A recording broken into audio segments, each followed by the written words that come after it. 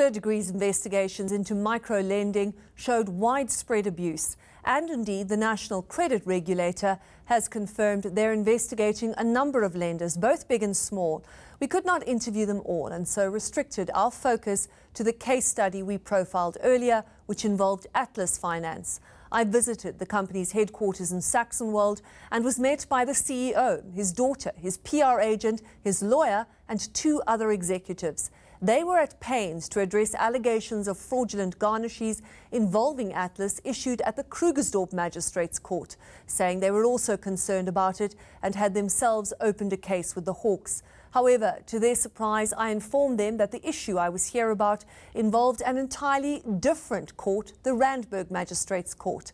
I began by asking Atlas Finance CEO Jack Halfin what he made of Precious Lukele's defective garnishee.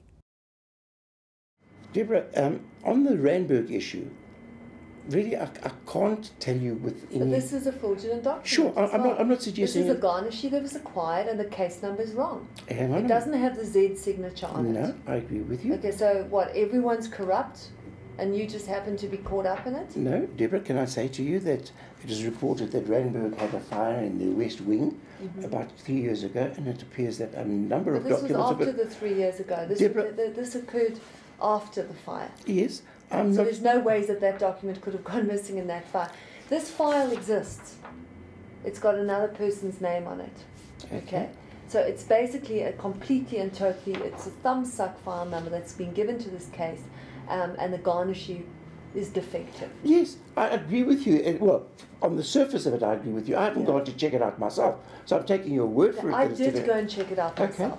Okay. I went, I filmed myself going to check it out, and I got a letter from the court to say that the employers shouldn't continue to pay this. I will say to you, in fairness, I can't really comment on a document that I haven't had sight of.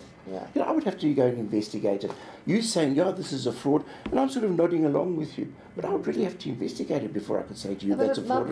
My point is, sorry, Deborah. Let me finish on that one, because my point is not so much about whether it's a fraud or not. It is a fraud. I don't think there's any disagreement. The issue is who's committing it. Is it not conceivable that there are people lower down who are bucking the system in your organisation? Definitely and not. So you're saying it's 100% watertight. There's nobody in Atlas who's committing fraud. By saying that somebody down the line is bucking the system, it means that we have got a rubber stamp and we're signing it. Now, if that was the case, how is it possible that X has got the same rubber stamp and signing it, and there again, the clerk of the court has got the same rubber stamp and he's signing it? So you explain to me, how do we now explain this mystery?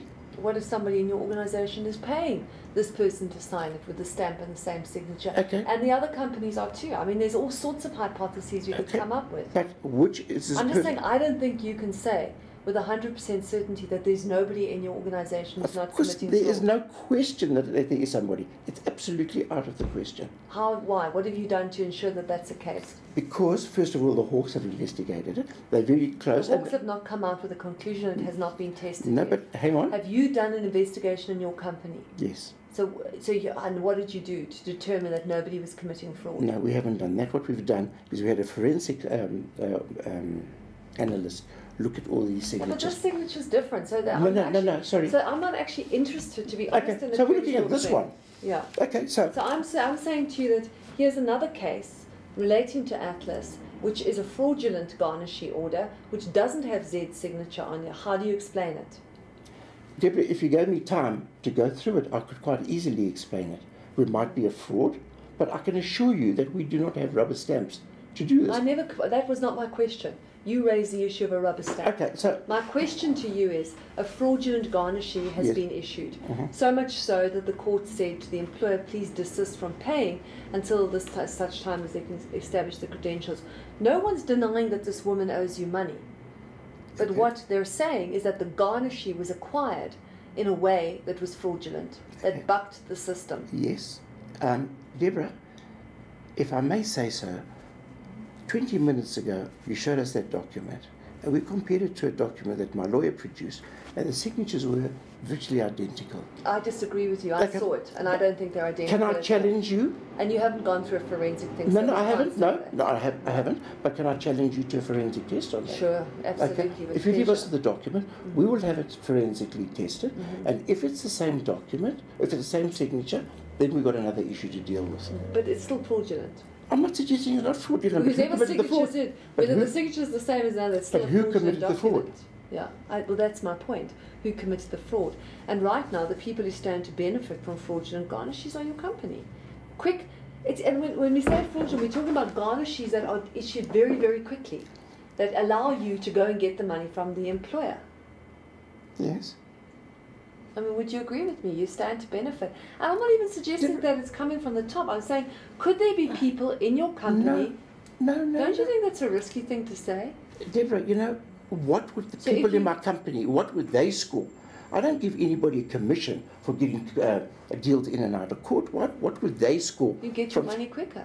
But what? Without having to go through all the routes of the process. So what clerk or whoever, what benefit is? So you're saying to me categorically there is nobody in Atlas who's committing fraud? Absolutely and categorically. And if it's found that that's the case? Then I'll apologise to you. Deborah, in this case, what can I do for this lady to make her happy? I think you could abolish all the extra fees and just service the loan. That's what I would do if I were you. It's a deal. I think you should just let it and we'll give her an apology. She deserves our apology, and we certainly will give her that back. And I'll go one better for that. Maybe we'll send her 1,000 or so that she can get back on her feet. Precious Lukele's case is just one of many that involve Atlas and many other microlenders. We asked the National Credit Regulator what the extent of the abuse is in the industry as a whole.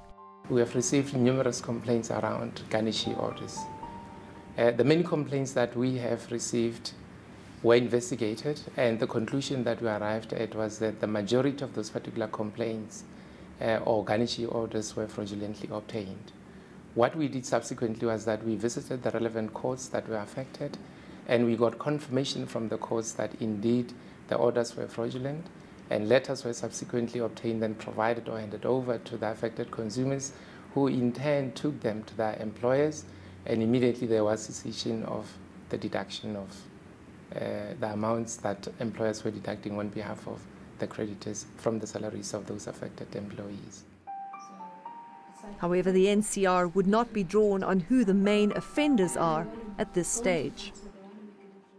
Subsequent to that, we have declared full investigations into the relevant credit providers that were involved in those particular conduct. And however, currently I'm not at liberty to can disclose their identities because the investigations are still underway. Some of them are at an advanced stage. At the right time, when we're taking appropriate action, a pronouncement would be made to that effect. And there we have to leave it. But we'd still like to hear from you, so you can email us on thirddegree@etv.co.za or chat to us via social media. Those details on your screen now. And do join us again next week for more probing journalism. Goodbye from the entire Third Degree team.